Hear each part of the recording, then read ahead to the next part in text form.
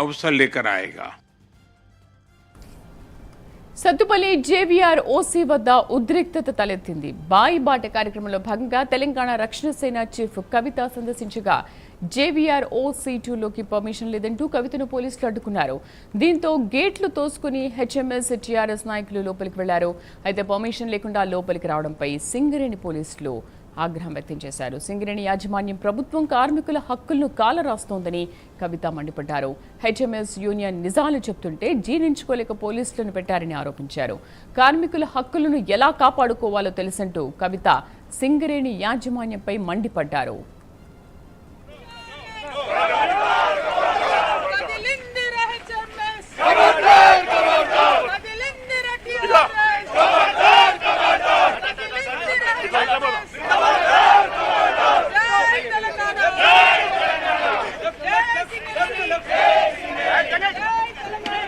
ఇవాళ సింగరేణి బాయిబాటలో భాగంగా సత్తుపల్లి మైన్ మాట్లాడడానికి రావడం జరిగింది.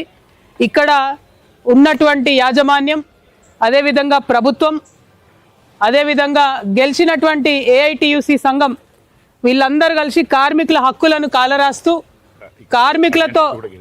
కార్మికులతో మాట్లాడడానికి వచ్చినటువంటి హెచ్ఎంఎస్ యూనియన్ని అడ్డుకునేటటువంటి ప్రయత్నం ఇవాళ చేసినారు.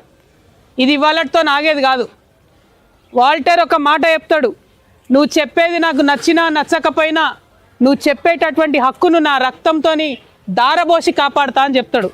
అటువంటి సిద్ధాంతాలతోని పనిచేయాల్సినటువంటి కమ్యూనిస్టులు ఇవాళ కరప్ట్ అయిపోయి ప్రభుత్వానికి లొంగిపోయి హెచ్ఎంఎస్ యూనియన్ ఇక్కడికి వచ్చి నిజాలు చెప్తా ఉంటే జీర్ణించుకోలేక పోలీసులను అడ్డుపెట్టి మమ్మల్ని ఆపడానికి ప్రయత్నం చేసిండ్రు. మరి పోలీసులు ఆపేటంత పరిస్థితి లేదు. ఇవాళ ఇక్కడ మేము గేట్లు బద్దలు కొట్టుకొని లోపలికి రావడం జరిగింది. వస్తే కార్మికులందరినీ ముందే మస్టర్ వేసి లోపలికి పంపించిరంట. ఏం ఇబ్బంది లేదు. నేను ఒకటే మాట చెప్తా ఉన్నా, ఇక్కడ ఉండేటటువంటి కార్మికులందరి దగ్గర సెల్ ఫోన్లు ఉన్నాయి. మేము ఇవాళ మాట్లాడే ప్రతి మాట వాళ్ళకి ప్రతి ఒక్కరికి వాట్సాప్ ద్వారా మేము పంపించడం జరుగుతుంది. ఇవాళ ఒంగోలు రాజకీయాల్లో కలకలం రేపిన